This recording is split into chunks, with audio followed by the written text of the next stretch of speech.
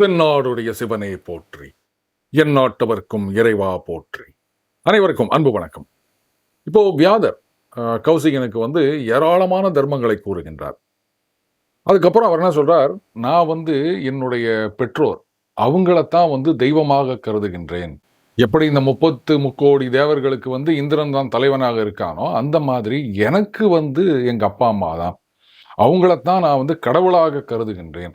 அவங்களுக்கு என்னாலான பணிவிடைகளை செய்து கொண்டு இருக்கின்றேன். அவங்களுக்கு என்ன வேணுமோ அதெல்லாம் நான் பார்த்து பார்த்து செஞ்சுட்டு இருக்கேன். நீங்க வாங்க உள்ள எங்களுடைய தாய் தந்தையை பாருங்கள் அப்படின்ட்டு வியாதர் கூட்டிட்டு போறாரு. இந்த கௌசிகனும் உள்ள போறார். அந்த வீடுல 4 அறைகள் இருக்கு அப்படின்னு சொல்றாங்க. அங்க பார்த்தீங்கன்னா, பெத்தவங்களுக்கு நல்லா ஆசனம் குடுத்து, அவங்கள ரொம்ப மரியாதையா வச்சிருக்கான். அவங்களும் இந்த கௌசிகன் கிட்ட தன்னுடைய மகன் எப்படியெல்லாம் எங்கள கவனிச்சுக்கிறார் அப்படின்றத பத்தி ரொம்ப விரிவா சொல்றாங்க. இவனுக்கு ரொம்ப சந்தோஷமா இருக்கு கௌசிகனுக்கு. அதற்கு பிறகு வியாதர் அவர் கௌசிகனை பார்த்து சொல்றார், நீங்களும் உங்க அப்பா அம்மாவை இந்த மாதிரி கவனிச்சுக்கணும். நீங்க உங்க அப்பா அம்மாவுடைய சம்மதம் இல்லாமல் வேதாத்தியனம் பண்ணுவதற்காக வெளில வந்துட்டீங்க. அதனால அவங்க கண்கள் தெரியாமல் போய்விட்டது. நீங்க பெத்தவங்கள கவனிக்கல. நீங்க மறுபடியும் திரும்பி போய் உங்களுடைய பெற்றோர்களை நல்ல முறையில் கவனித்துக் கொள்ள வேண்டும். இந்த பெத்தவங்களை கவனிக்கிறது அப்படின்றது தான் ரொம்ப ரொம்ப முக்கியம் அப்படின்றாரு. உடனே கௌசிகனும் சொல்றான், ஆமா நீங்க சொன்னது சரிதான். நான் தவறு செய்து விட்டேன். பெரிய நரகத்துல விழுறதுலேருந்து நீங்க என்ன காப்பாத்திருக்கீங்க. நான் இப்பவே போயிட்டு என்னுடைய பெத்தவங்களை கவனிக்கிறேன் அப்படின்றான். அப்போ வியாதர் சொல்றாரு, அந்த பதிவிரதை சொல்லி அனுப்பிச்சாங்கல்ல, நீங்க போயிட்டு வியாதரை போய் பாருங்க அப்படின்னு. அதுவுமே எனக்கு தெரிந்தது. இதுக்கெல்லாம் காரணம் என்னன்னா, நான் என்னுடைய பெற்றோர்களுக்கு செய்யும் பணிவிடை. இதுக்கு மேல ஒண்ணு இருக்கிறதா நான் நினைக்கல. அவங்களுக்கு என்ன நல்லதோ, அவங்களுக்கு எது ஹிதமானதோ, அவங்களுக்கு எது சுகமானதோ அதைத்தான் நான் பார்த்து பார்த்து செஞ்சுட்டு இருக்கேன் அப்படின்ட்டு வியாதர் அவருடைய முற்பிறவியை பத்தியும் சொல்றார். நான் போன ஜென்மத்துல ஒரு பிராமணனுக்கு மகனாக பிறந்து இந்த வேதாத்தியனம் அதெல்லாம் நான் எல்லாம் முடிச்சிருந்தேன். தனுர் வேதத்துல கொஞ்சம் பற்று அதிகமாக இருந்தது. அப்போ இந்த ராஜாவோட எல்லாம் காட்டுக்கு போறாங்க. அப்ப ராஜாக்கள் வேட்டையாடும் போது இவரும் என்ன பண்ணியிருக்காரு, ஒரு அம்பை விட்டிருக்கார். அது ஏதோ ஒரு விலங்கு அப்படின்னு நினைச்சு அம்பை விட்டுருக்காருங்க. ஆனா அப்புறமா தான் தெரியுது அது ஒரு ரிஷியை போய் அந்த அம்பு குத்தி இருக்கின்றது. அவர் கேட்கிறார், நான் பாட்டுக்கு சும்மா தானே இருந்தேன், யார் அது என்னை இந்த அம்பால் அடித்தது அப்படின்னும் போது இவர் போய் பார்க்குறாரு, ஆஹா இது விலங்கு இல்லை, நம்ம ரிஷியை போயிட்டு அம்பால் அடிச்சிட்டோமே அப்படின்னு. அப்போ அந்த ரிஷி கோவப்பட்டு ஒரு சாபம் கொடுக்கிறார். உடனே இந்த அம்பால் அடித்தவர் அவர் கேட்குறார், இல்லை இல்லை நான் தெரியாம செஞ்சிட்டேன், நீங்க என்னை மன்னித்து அருள வேண்டும் அப்படின்னும் போது அவர் சொல்றாரு, நீ அடுத்த ஜென்மத்தில் இப்படி பறக்கணும். ஆனா இந்த தர்மங்கள்லாம் உனக்கு நல்லா தெரிஞ்சிருக்கும். இந்த ஞாபகங்களும் உனக்கு இருக்கும். உன்னுடைய தாய் தந்தை இருக்கு. நீ ரொம்ப அருமையாக பணிவிடை செய்வாய். அதன் மூலம் நீ சொர்க்கத்தை அடைவாய் அப்படின்னு சொன்னாரு. அதனால தான் நான் இந்த ஜென்மத்துல வேடனா பிறந்திருந்தாலும் போன ஜென்மத்துல என்ன நடந்தது அப்படின்ற ஞாபகங்கள்லாம் எனக்கு இருக்கின்றது. நான் தர்மத்தை கடைபிடிக்கின்றேன் அப்படின்றாரு. கௌசிகனம் அவரை வணங்கி விடைபெற்று செல்லுகின்றார். அதுக்கப்புறம் மார்க்கண்டேயர் யுதிஷ்டனுக்கு சுப்பிரமணியன், ஸ்கந்தன், கார்த்திகேயன் அவரை பத்தின சரித்திரத்தை எல்லாம் கூறுகின்றார். அதுக்கப்புறம் அக்னி அதனுடைய சரித்திரத்தை பற்றி எல்லாம் கூறுகின்றார். இந்த மாதிரி நிறைய விஷயங்களை யுதிஷ்டருக்கு சொல்லிக் கொண்டிருக்கின்றார். இங்க அந்த மாதிரி நடந்துட்டு இருக்கும் பொழுது அந்த பக்கத்துல திரௌபதி, சத்யபாமா அவங்க 2 பேரும் உட்காந்து பேசிட்டு இருக்காங்க. அப்போ சத்யபாமா திரௌபதி கிட்ட ஒரு விஷயம் கேட்கிறாங்க.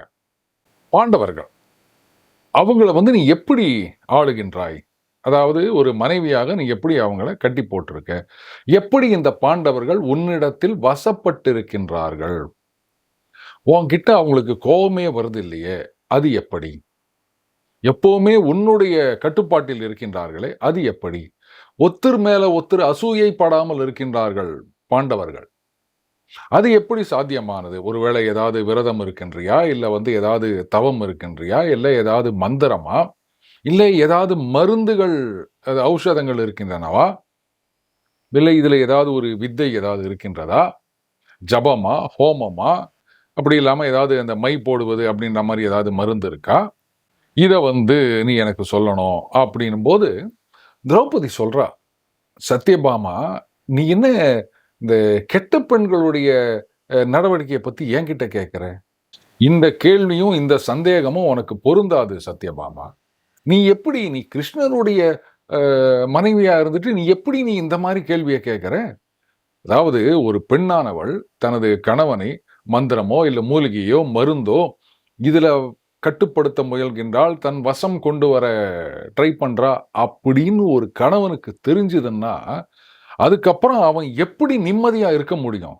கொத்தனார் இருக்க வீட்ல பாம்பு பூந்துடுச்சுன்னு சொன்னா, ஒருத்தன் எப்படி பயந்து நடுங்குவானோ, அந்த மாதிரி அந்த மனைவிய பார்த்து அந்த புருஷன் வந்து பயந்து நடுங்குவான். அதுக்கப்புறம் அவனுக்கு மனசுல அமைதி ஏது? அமைதி இல்ல அப்படின்னா சுகம் தான் ஏது?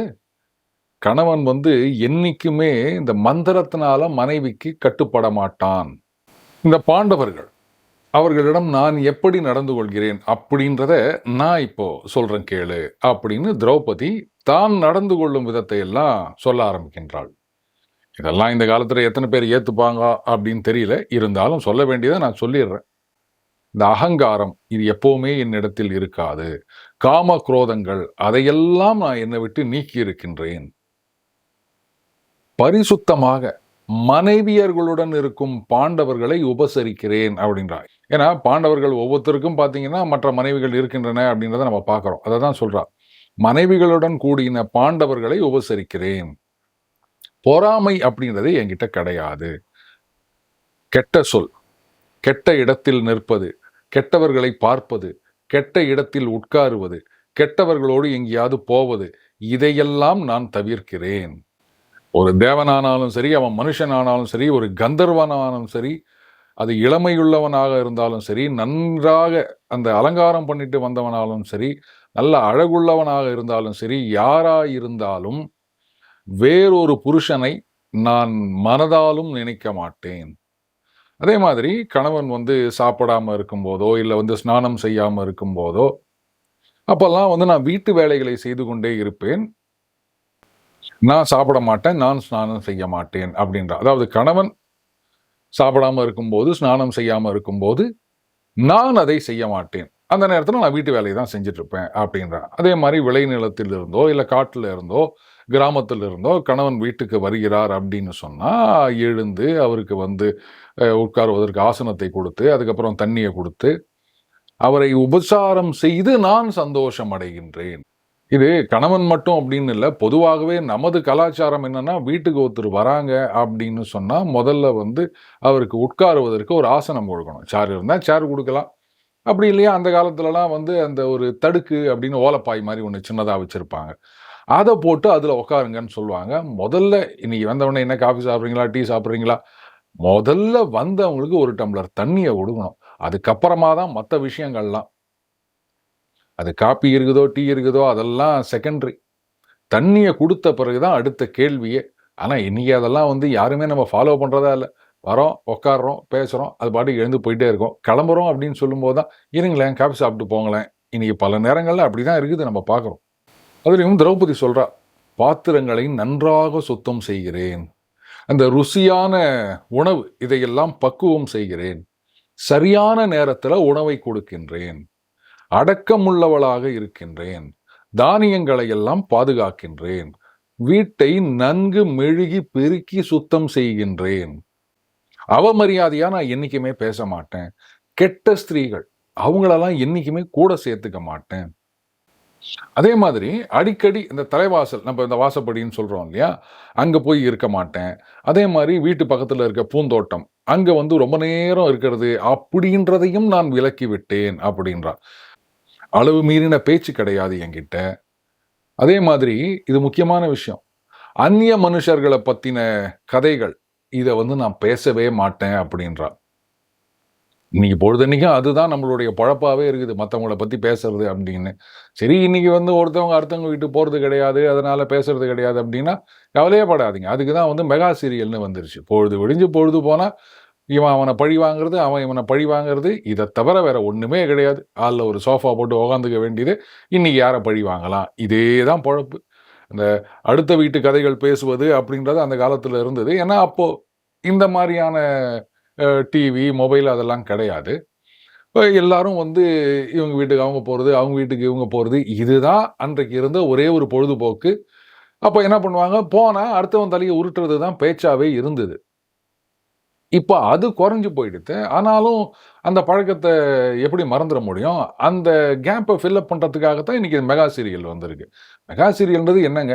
அடுத்த வீட்ல என்ன நடக்குது? அப்படின்றத நாம நேரா போய் எட்டி பார்க்காம இப்ப டிவி வழியா பார்த்துட்டு இருக்கோம். அவ்வளதான். அந்த ஒரு அ கேவலமான மென்டாலிட்டி அதுக்கு தீனி போடுறா மாரி தான் இன்னைக்கு ஏராளமான சீரியல்கள் இருக்கின்றன. அதிக சிரிப்பு என்கிட்ட கிடையாது. அதிக கோவம் என்கிட்ட கிடையாது. கோவத்திற்கான காரணம் அப்படின்றதும் என்கிட்ட கிடையாது. நான் எப்பவுமே இந்த சத்தியத்தில் விருப்பம் உள்ளவளாக இருக்கின்றேன். புருஷனுக்கு எது வந்து நல்லதில்லையோ, அது எந்த விதத்திலும் எனக்கு இஷ்டப்படாது. அதே மாரி அ புருஷன் ஏதாவது ஒரு குடும்ப காரியம் அப்படின்னு தேசாந்திரம் போறார் அப்படின்னு சொன்னா, அப்ப நான் பூக்களை அணிய மாட்டேன். இந்த சந்தனம் இதையெல்லாம் பூசிக்க மாட்டேன். விரதத்தை அனுஷ்டிப்பேன். என் புருஷன் எதையெல்லாம் வந்து குடிக்க மாட்டாரோ, எதையெல்லாம் அனுபவிக்க மாட்டாரோ, எதையெல்லாம் சாப்பிட மாட்டாரோ, அதையெல்லாம் நான் தொடமாட்டேன் அப்படின்றா. முந்தின காலங்கள்ல எங்க குடும்பத்துல வந்து என்னென்னலாம் தர்மங்கள் அப்படின்னு அனுசரித்தார்களோ, அதையெல்லாம் என் மாமியார் மூலமா நான் கேட்டுட்டு இருக்கேன். அதையெல்லாம் நான் அனுசரிக்கின்றேன். நான் எப்பொழுதும் என்னுடைய கணவர்களை மீறமாட்டேன். அவர்கள மீறி புசிக்க மாட்டேன். அவர்களை மீறி அலங்காரம் செய்து கொள்ள மாட்டேன். முக்கியமா மாமியார ஒருபொழுதும் நான் திட்டமாட்டேன். மிகப்பெரிய வீரர்களை பெற்ற அந்த புந்தி. அவங்களுக்கு வந்து பானங்கள், வஸ்திரங்கள், உணவு இதையெல்லாம் நானே பணிவிடை செய்கின்றேன். எல்லாத்துக்கும் மேல திரௌபதி சொல்ற இந்த வார்த்தை ரொம்ப ரொம்ப முக்கியமானது. பாண்டவர்கள் 5 பேர்ல நான் ஒருத்தி மட்டுமே அரசருடைய வரவு, செலவு, சொத்து எல்லாத்தையும் தெரிந்திருக்கின்றேன் அப்படின்றா. ஆச்சரியமா இருக்குல்ல? அதாவது பெண்களை வந்து நாம எதிலயுமே சேர்த்தது கிடையாது. அவங்கள ஒதுக்கியே வச்சிருந்தோம். அவர்களுக்கு எந்த உரிமையும் கிடையாது. அவங்க வந்து வெறும் பணிவிடை செய்வது மட்டுமே அப்படின்னு தான் ஒரு பொதுவான தப்பபிப்பிராயம் நிலவுகின்றது. ஆனா, இங்க திரௌபதி சொல்றா பாருங்க, பாண்டவர்கள்ல எனக்கு மட்டும் தான் தெரியும் அப்படின்றா. அப்போ அந்த பாண்டவர்களுக்கு கூட இது முழுமையும் தெரியாது. என்ன வரவு, என்ன செலவு, என்ன சொத்து இருக்கு அப்படின்றதெல்லாம் இவங்க யாரும் வந்து அதுல கவனம் செலுத்துவதே கிடையாது. ஏன்னா, இங்க வந்து திறமையான ஒருத்தர்கிட்ட அத குடுத்துட்டோம் அப்படின்னு அவங்களுக்கு தெரியும். திரௌபதி தானே இதையெல்லாம் ஹேண்டில் பண்றது. திரௌபதி சொல்றா, இந்த பரத சிரேஷ்டர்கள் அத்தன பேரும் என்கிட்ட குடும்பம் முழுசையும் ஒப்படைத்து விட்டு அந்த தேவதை உபாசனத்தில், அதாவது கடவுள் பக்தியில் பற்றுள்ளவர்களாக கவலை இல்லாமல் இருக்கின்றார்கள். அப்போ அந்த குடும்பத்தை நிர்வாகம் செய்ததே அன்றைக்கு திரௌபதி தான். இப்பேற்பட்ட பொறுப்ப நான் இரவு பகலாக நிர்வாகம் செய்கிறேன் அப்படின்றா. இந்த வருணனுடைய சமுத்திரம் மாதிரி அவ்வளவு குறைவற்ற அந்த பொக்கிஷம். அத நான் ஒருத்தி மட்டுமே அறிந்திருக்கின்றேன். தினமுமே கணவன் எழுந்துக்கிறதுக்கு முன்னாடியே நான் எழுந்துக்கிறேன். அவர்கள் உறங்கச் சென்ற பிறகுதான் நான் உறங்கச் செல்கிறேன். எனக்கு தெரிஞ்சு இதுதான் வந்து கணவனை வசப்படுத்தக்கூடிய உபாயம் அப்படின்னு சொல்றா திரௌபதி. மீண்டும் அடுத்த பதில் இணைந்திருப்போம். வணக்கம்.